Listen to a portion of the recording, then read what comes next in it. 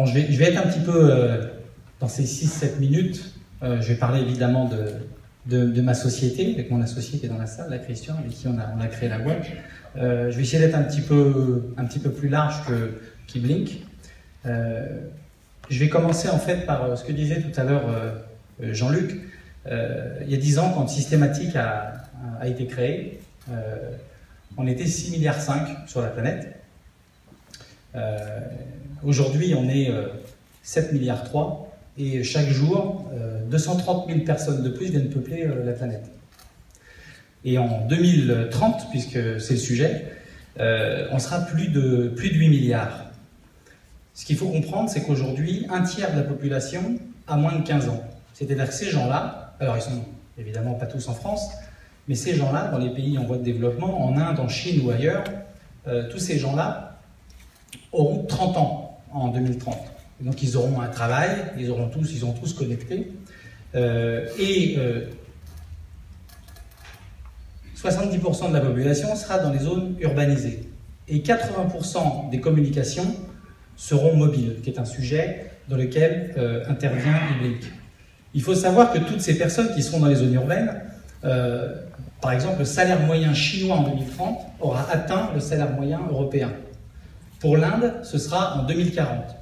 Pour l'Afrique, ce sera encore un petit peu plus tard. Donc ces gens-là, ils vont avoir des besoins connus. On parlait tout à l'heure de la classe moyenne. Ils vont se loger, ils vont se déplacer. Pas besoin d'être un grand expert pour deviner ça. Ils vont communiquer, ils vont devoir apprendre, ils vont devoir surveiller, ils vont devoir contrôler. Ils auront donc des tas d'objets sur eux, on l'a vu tout à l'heure, des tas d'objets qui seront, des tas d'innovations, des objets qui seront connectés, les véhicules seront connectés. Pour faire ça, pour cette mobilité, il faut des infrastructures. Vous connaissez les réseaux qui sont devenus GSM, 3G, puis maintenant 4G. Mais ces infrastructures vont devoir s'adapter et évoluer pour supporter tout ce trafic, notamment dans les zones urbaines, y compris dans les zones moins urbanisées, mais essentiellement dans les zones urbaines. Donc il va falloir trouver des solutions pour que tous ces gens-là profitent de tous les services, de toutes ces nouveautés que créeront les startups de demain. En particulier, il va falloir aller au plus proche des utilisateurs, parce qu'en étant plus proche des utilisateurs, on consommera moins d'énergie. Tous les objets qui seront connectés, ont des batteries qui évolueront elles-mêmes d'ici 2030, mais tous ces équipements connectés, plus ils seront proches du point d'accès réseau, moins ils consommeront. Donc on aura une grande multiplication de tous les points d'accès. Aujourd'hui, vous connaissez les grandes stations de base qu'on connecte, et puis vous avez certainement, une grande partie d'entre vous, entendu parler des small cells. Donc les réseaux vont évoluer et vont permettre d'économiser de l'énergie. Alors, les grands chercheurs se sont penchés sur l'avenir.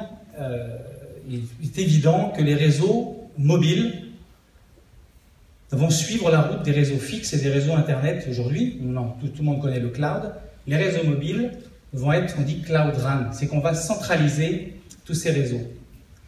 Et pourquoi c'est évident? D'abord parce que la Chine a déjà commencé à le faire. Le gouvernement chinois, il y a quelque temps, a imposé aux opérateurs asiatiques de réduire de 50% la consommation en énergie dans le pays sur leur réseau mobile. Pourquoi? Parce qu'ils ont des problèmes énergétiques très importants.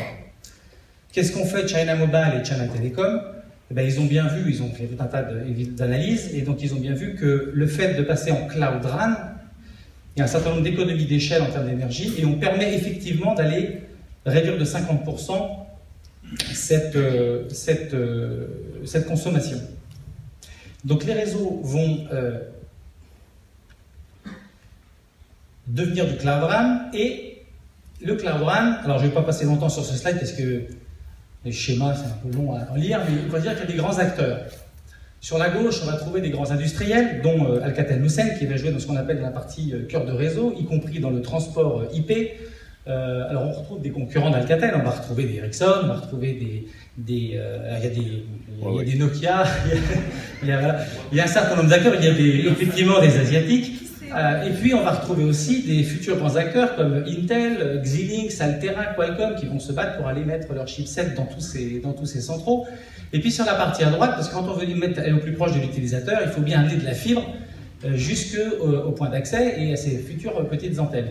Puis là on a un problème, c'est qu'on ne peut pas l'emmener partout et on ne va certainement pas amener du câble jusqu'à ces petits points. Donc il y aura 40% des dernières centaines de mètres, d'années kilomètres qui vont se développer en sans fil, c'est-à-dire qu'on installera du sans fil là où la fibre s'arrête, et puis une partie qui sera toujours fibrée parce qu'on pourra l'installer. Il faut que vous compreniez que c'est un marché qui est supérieur à 30 milliards. C'est pas moi qui l'invente, c'est des grandes entreprises comme Intel et tout un tas d'entreprises qui étudient ces marchés depuis longtemps et qui voient que le marché est énorme. Donc ce que j'ai fait, c'est qu'avec Christian, mon associé, on a investi plus de 20 millions d'euros dans cette technologie parce que le problème du sans fil, c'est que quand on est au bout d'une fibre, il ne passe pas 3 gouttes, comme on dit. C'est qu'il passe un très très grand débit et il fallait anticiper et trouver des technologies qui permettent à la fois de transporter les débits d'aujourd'hui, mais aussi ceux de demain dans la fibre. On parle de dizaines de gigabits par seconde. Donc on a investi, on a bénéficié, pour revenir encore, de beaucoup de collaborations et on a pu développer, alors là ici j'aurais bien aimé vous montrer une photo française, mais ça va un peu plus vite à l'étranger que chez nous malheureusement. Donc ici c'est avec Verizon, on vous montre un exemple d'une boîte avec une autre boîte qui communique, je ne vais pas m'étendre dessus. Et on passe ici, dans cet exemple ici, pas loin de 10 gigabits par seconde, dans moins de 100 MHz de bande. C'est une vraie rupture technologique et c'est une rupture de transformation qui est française. Nos produits sont fabriqués en France. Mais c'est bien de faire un produit. Alors on est fiers, on a une super techno, on a des années d'avance, on a une performance qui est supérieure d'un facteur 20 par rapport à Ericsson, Huawei, NEC et tous les acteurs des microwaves aujourd'hui. Mais une fois qu'on a fait ce produit, tout à l'heure on disait il faut regarder plus loin, il faut sortir de la zone de confort. Donc nous sommes passés aussi avec Christian dans une démarche d'innovation collaborative et une démarche de stratégie de partenariat. C'est la raison pour laquelle, ceci d'ailleurs j'ai oublié de dire qu'il a été fait avec Alcatel-Lucent aux États-Unis, c'est important, un grand équipementier. Et donc on a fait une stratégie de partenariat avec ces acteurs de l'écosystème parce qu'on ne fait partie que d'un écosystème. C'est comme si vous vouliez vendre un nouveau moteur d'avion, il faut bien l'installer sur un avion quelque part et vous allez vous retrouver en face de Rolls-Royce et en face de je ne sais qui pour aller essayer de vendre ça à Airbus.